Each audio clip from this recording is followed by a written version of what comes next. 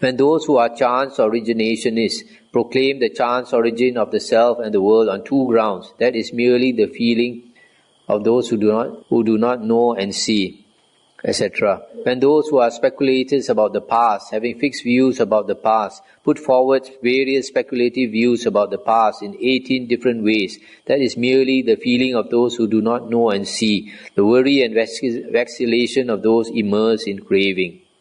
When those who proclaim a doctrine of conscious post-mortem survival do so in 16 different ways, that is merely the feeling of those who do not know and see, etc.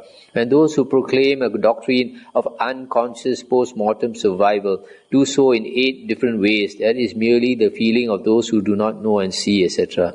When those who proclaim a doctrine of neither conscious nor unconscious post-mortem survival do so in 8 ways, that is merely the feeling of those who do not know and see. When those who are annihilationists proclaim the annihilation, destruction, and non-existence of beings in 7 ways, that is merely the feeling of those who do not know and see.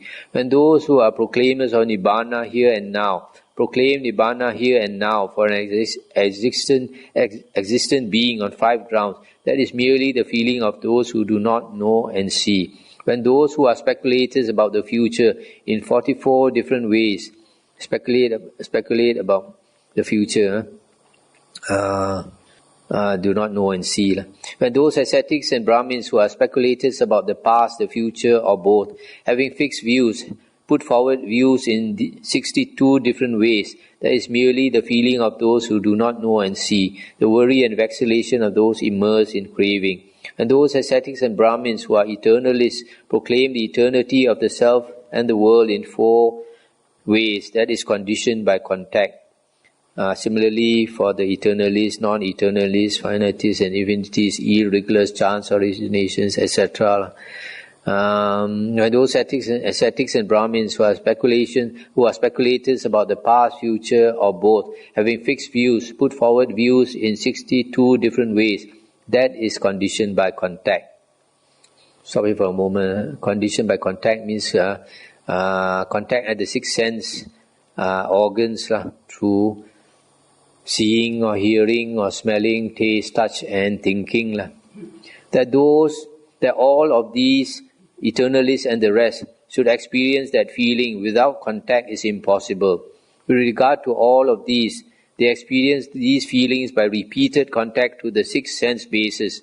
Feeling conditions craving, craving conditions clinging, clinging conditions becoming or being, being conditions birth, birth conditions aging and dying, sorrow, lamentation, sadness and distress. When a monk understands as they really are the arising and passing away of the 6 bases of contact, their attraction and peril, and the deliverance from them, he knows that which goes beyond all these views. Whatever ascetics and Brahmins who are speculators about the past or the future or both, having fixed views on the matter and put forth speculative views about it, these are all trapped in the net with its 62 divisions, and wherever they emerge and try to get out, they are caught and held in this net. Just as a skilled fisherman or his apprentice might cover a small piece of water with a fine mesh net, thinking, whatever larger creatures there may be in this water, they are all trapped in the net, caught and held in the net. So it is with all these, they are trapped and caught in this net. Monks, the body of the Tathagata stands with the link that bound it to becoming cut. As long as the body subsists, devas and humans will see him. But at the breaking up of the body and the exhaustion of the lifespan, devas and humans will see him no more. Monks, just as when the stalk of a bunch of mangoes has been cut, all the mangoes on it go with it. Just so the Tathagata's link with becoming has been cut. As long as the body subsists, devas and humans will see him. But at the breaking up of the body and the exhaustion of the lifespan, devas and humans will see him no more. At these words, the Venerable Ananda said to the Lord, "It is marvelous, Lord, it is wonderful. What is the name of this exposition of Dhamma?" Ananda, you may remember this exposition of Dhamma as the net of advantage, the net of Dhamma, the supreme net, the net of views, or as the incomparable victory in battle. Thus the Lord spoke, and the monks rejoiced and were delighted at his words. And as this exposition was being proclaimed, the 10,000 world system shook. That's the end of the sutta. This last part I like to comment, is quite interesting.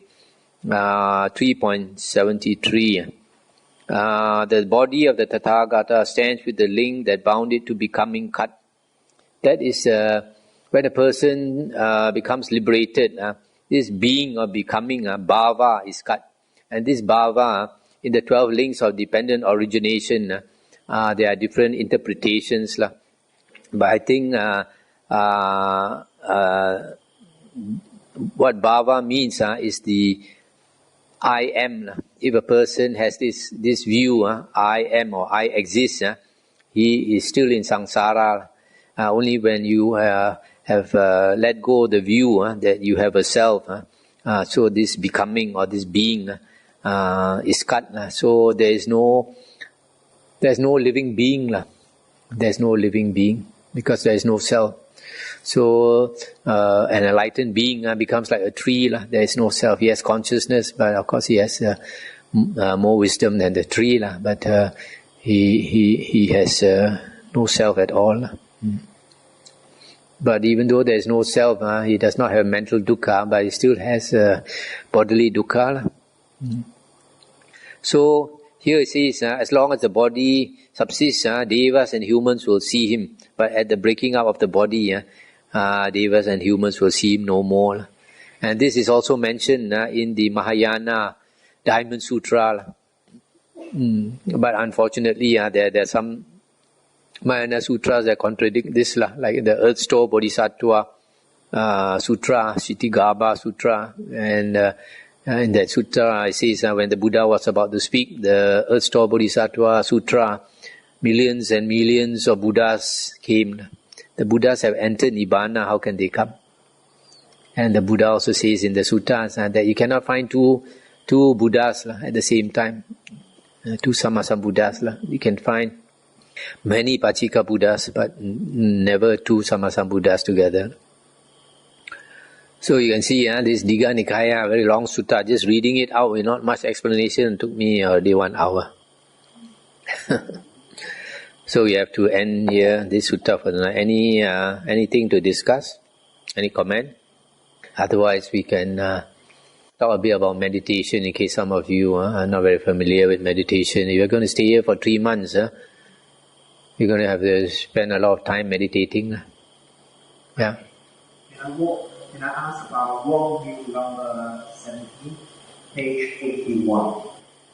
Where there are monks, certain devas or unconscious, and when that in other sutta, 5 aggregates must come together. How come this one could not be? In the sutta, this you want me to explain about the asanya satta. Asanya means without perception. Sanya is perception. So these beings without perception. If a being has no perception, that means he has no consciousness. There's a sutta where the Buddha says in the, I think, Sangyutta Nikaya, that when consciousness arises, it must come along with the 5 aggregates. Okay? There's no coming and going of consciousness without the 5 aggregates. So when you have a consciousness, that consciousness must reside in a body. Okay? But the other way around, the Buddha never said. The Buddha never said that if you have a body, you must have consciousness. No. The Buddha said, when you have consciousness, you must have the 5 aggregates. Okay? But in this case, this being is supposed to be in the 4th jhana plane. And if you heard one of my previous talks, I mentioned that my guess is that this being was an ascetic in the previous life who had attained the 4th jhana. And then he thought, all our suffering comes from our consciousness. As long as we are conscious, as long as we are aware of suffering. So if this consciousness were to stop completely, then there will be no suffering. So they use their mind to crush the mind, which the Buddha also tried to do, but the Buddha was not successful. So if a person has 4th jhana, his mind is so strong, he crushes the consciousness until the consciousness stops. So because he's in that state where there is no consciousness, there is body. So because he practices this for long, when he dies, he's born in that fourth jhana realm, just body but no consciousness. And then he's there for a long time. When the consciousness arises, he passes away from there. Maybe into the third jhana plane. And then, okay?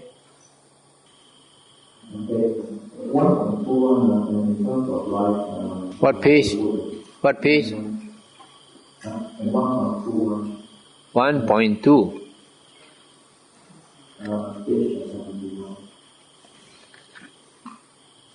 Page 71.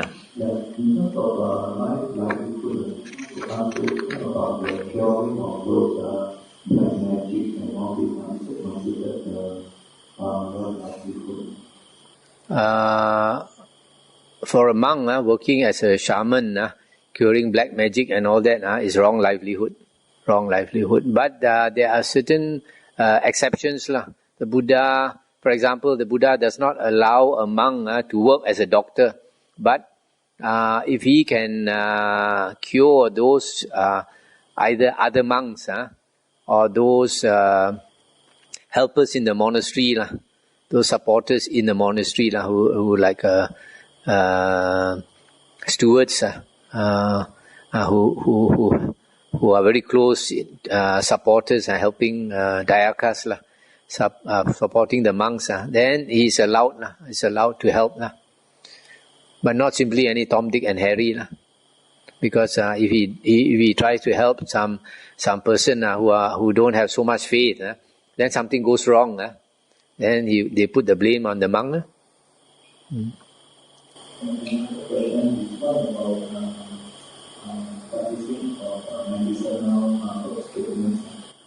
Just now I mentioned already, a monk is not allowed to work as a doctor, only to very close,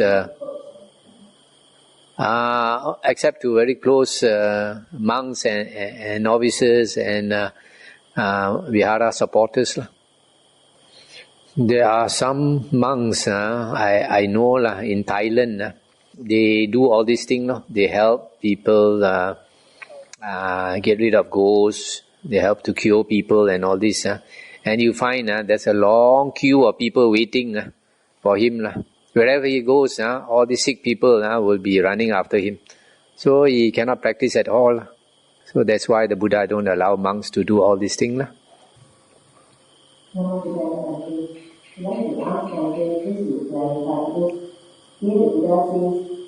Those things that he does not do described as base, for example, practicing of magic, medicine, weather forecast.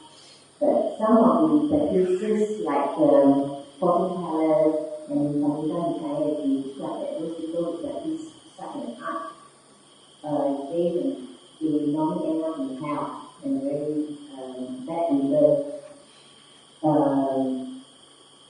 When the Buddha says base, Monday, for us Buddhists, should we come away from this kind of except for medicine, like doctors to cure people, but like those feng shui, magic. When the Buddha says these are base practices, he means from the point of view of a monk. If a person is on the spiritual path, he doesn't want to spend his time doing all these things. And have no time for practice. For lay people, it's different. Some monks, scholastic monks, tend to put a lot of emphasis on the various views described as 62 views. But you can see here that the Buddha's the most important point is actually what the Buddha said is coming off, coming. He described the views as page 90. Feelings. He says feelings.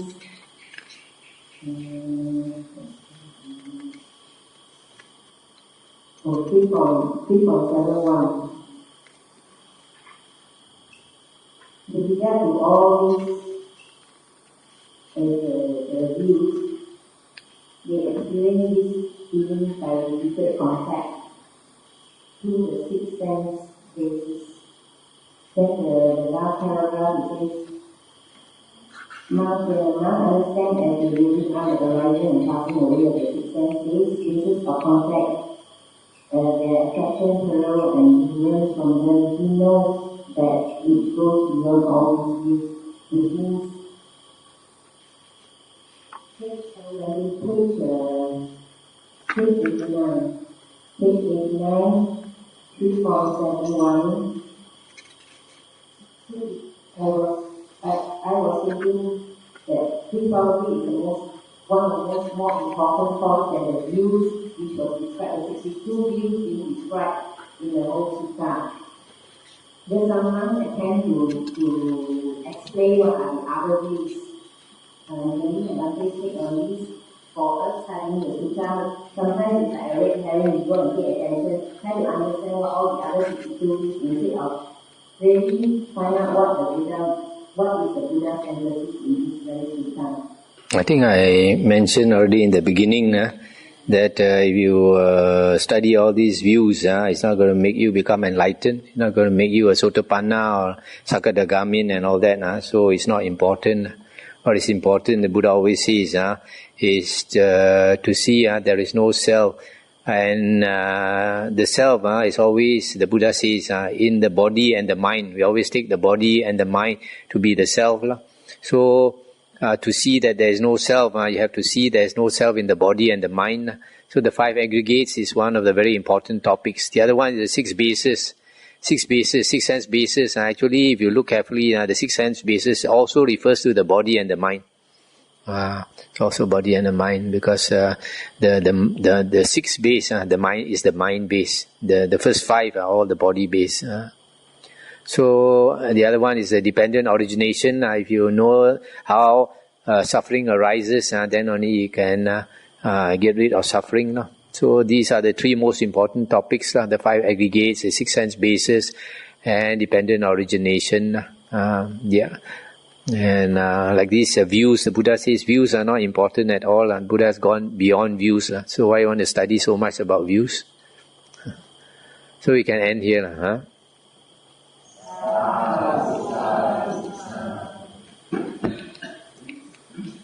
Okay, just, I'm afraid. Can continue? So I want to talk a bit about meditation, because some of you are going to spend 3 months here, and maybe you want to know something more about meditation. The Buddha's meditation is given in the Majjhima Nikaya. When Venerable Ananda was asked what type of meditation is praised by the Buddha, what type of meditation is not praised by the Buddha, and Venerable Ananda gave a very straightforward answer. The meditation that is praised by the Buddha is the first jhana, second jhana, third jhana, fourth jhana. And the meditation that is not praised by the Buddha is the type of meditation when you practice the meditation, you cannot get rid of the 5 hindrances. This is very clear in the sutta. So the only way to get rid of the 5 hindrances is to attain the jhanas. This is quite clear from the suttas. So any meditation that we practice has to, the aim should be to attain the jhanas. Because when you attain the jhanas, then your mind becomes what is called bhavana, developed. When your mind is developed, then you see from a higher level, you know and see from a higher level. So initially the Buddha taught, the first method of meditation the Buddha taught was the 32 parts of the body, which for most people is hard to practice, because first you have to learn to memorize the 32 parts of the body, head, hair, body hair, nails, teeth, skin, flesh, sinew, bone, marrow, kidney, heart, liver, midriff, spleen, lung, etc. So after that you go forward, you go backward. And if you chant slowly, that is a contemplation exercise to make you see the body is made out of these 32 parts. If you chant slowly and you think about these 32 parts frequently, then it sticks in your mind. So when you see a person, you think of the 32 parts. Normally, for most people, when you see somebody, we see beautiful or ugly, it's all skin deep only. As they say, beauty is only skin deep. We never think about the inside. So because of that, we have attraction to the body, lust. So it's one of the reasons we remain in samsara. So I was thinking, why did the Buddha teach the 32 parts of the body as a first meditation when he himself never practiced it? So I think all Buddhas, when they want to teach, all Sammasam Buddhas, they would have contemplated the past, what other Buddhas taught, and then they teach the same thing. So probably other Buddhas also taught this, so the Buddha taught this. But then this meditation, if you practice it frequently, then you become disgusted with the body. So some of the monks committed suicide. Then after that, the Buddha was asked to teach another meditation. Then the Buddha taught Anapanasati. These are the two main meditations that the Buddha taught in the suttas and in the Vinaya. There were some others which were already popular even before the Buddha's time, like the Kasinas, meditating on earth, meditating on color, meditating on fire, meditating on water, and all these things. So, but the two main meditations of the Buddha are these two. So, as a shortcut to practicing the first one, instead of reciting the 32 parts of the body, you can chant something simpler like Namo Buddhaya. Namo Buddhaya. If you just chant Namo Buddhaya, after a while your mind will start roaming. So what you need to do is put another rope around the mind, and that is to, when you chant Namo, you can move one of your right fingers, any one of your right finger, very lightly, very subtly, nobody will notice. And then when you say Buddhaya, you move your left finger, any one of your left finger. So because you have to synchronize the Namo with the finger movement and the Buddhaya with the finger movement, the mind doesn't run away so fast. Similarly, when you walk meditation, when your right foot touches the ground, you say Namo. When your left foot touches the ground, you say Buddhaya. So whether you want to walk fast or you want to walk slow, it's up to you. If you are sleepy, you walk faster. And also sleepy, you walk slower. So that is a simple thing. Now the other thing you need to know is meditation. If you are practicing one method of meditation, you are not making progress, you can switch to another method. So Anapanasati is to watch the breath go in, go out. Also the same, as you are watching your breath, very soon your mind will run away. So you have to pull another rope. The other rope is to mentally chant. When the breath goes in, you say in. When the breath goes out, you say out.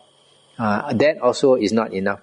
So another thing to do is make a bit of effort to pull the breath down to the abdomen.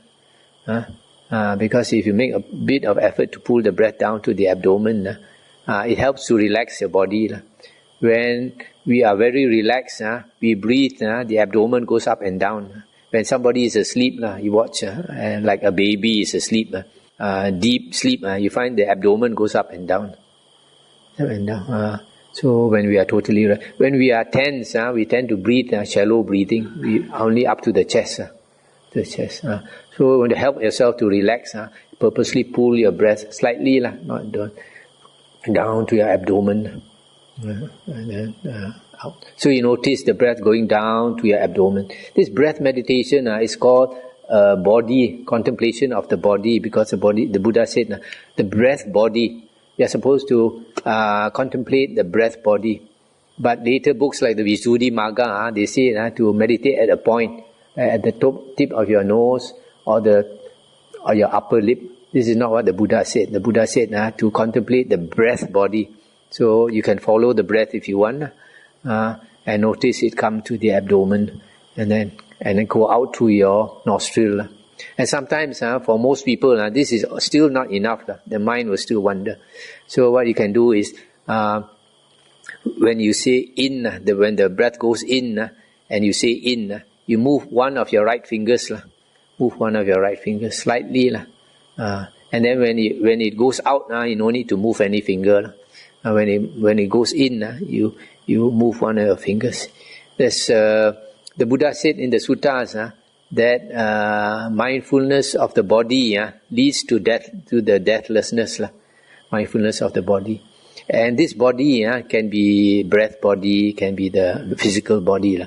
But one thing you must notice, when our mind strays, and the mind starts to think of, as we say in Hokkien, going east, going west, then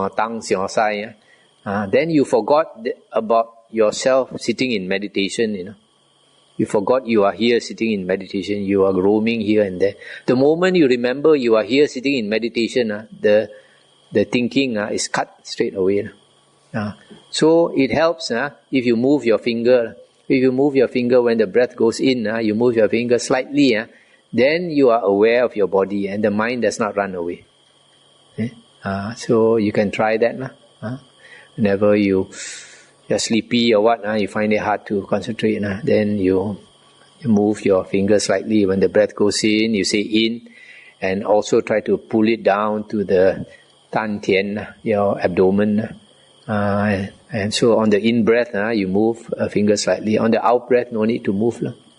So these are different ways to putting more rope around the mind to prevent it jumping away. The mind is like a monkey, always trying to jump away. Any question? Louder, please.